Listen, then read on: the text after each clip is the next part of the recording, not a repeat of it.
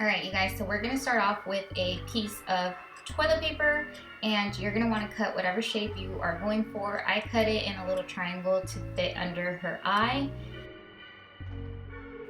Okay, so you do wanna make it a little bit oversized just because it's gonna shrink when you wet it. So the next step is just get some water, a little brush, whatever makeup brush, paintbrush, whatever you have, and just start wetting the toilet paper.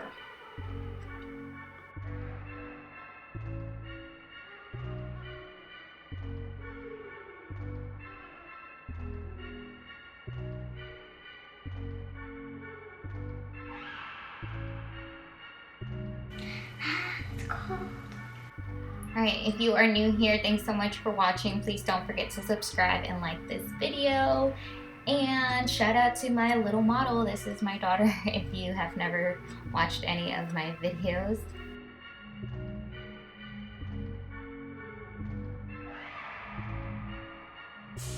Okay, so after your toilet paper is nice and wet, you can grab the bottom part of your brush or whatever you're using, and you can just use it to tear the toilet paper.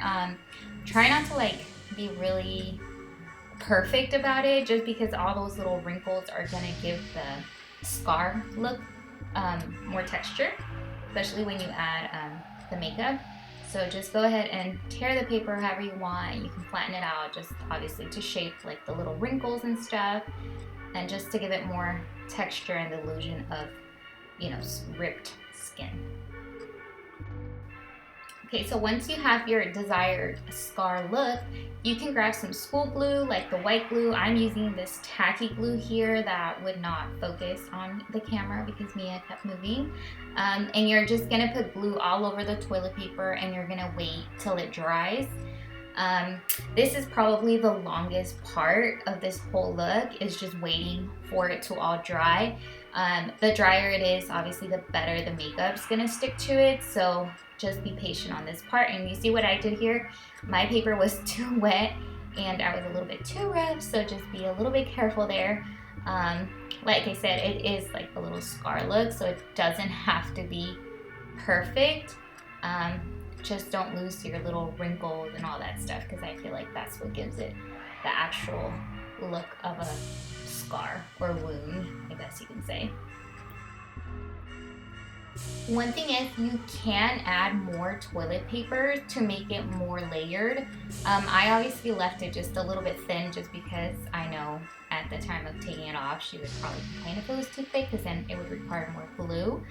But you can definitely add more toilet paper and it'll give you like a thicker looking effect.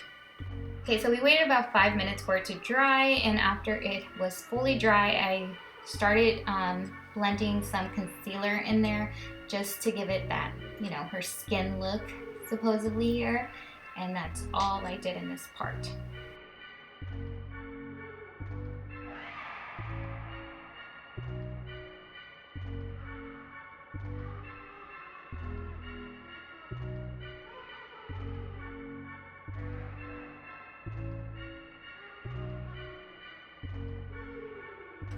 Okay, so after I dried the concealer, I went in with some translucent powder, just loose powder, just to set the concealer so it wouldn't be too wet.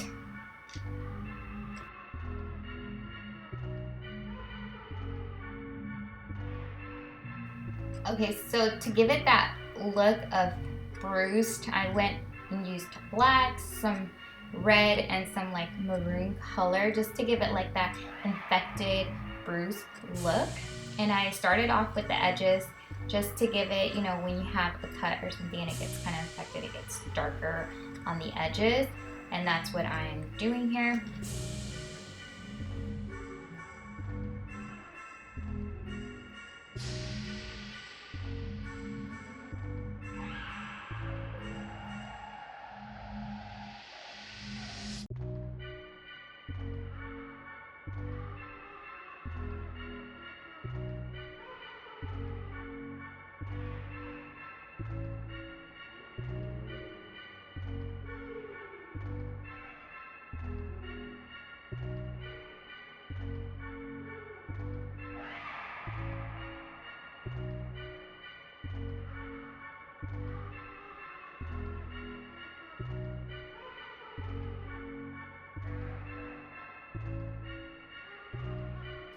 Okay, so for the blood, I just took a dot of pink food coloring and some purple food coloring, and I mixed it, and I'm just doing it with the same little brush, and I'm just putting it right in the middle where her cut would be.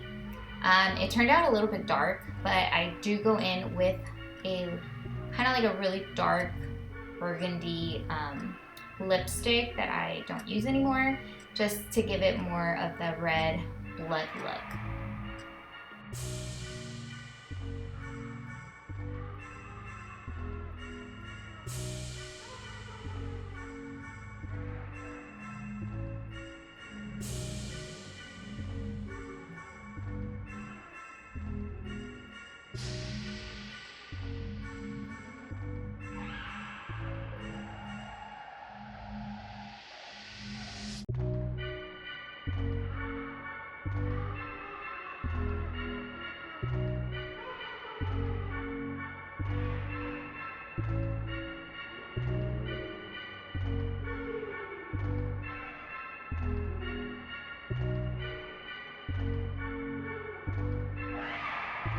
And that is it, you guys. This literally took us about 5 minutes once it dried. I'm telling you, that was probably the longest part of this whole look. And you can get really creative with this, and it's super easy, and I'm sure that anybody can do this.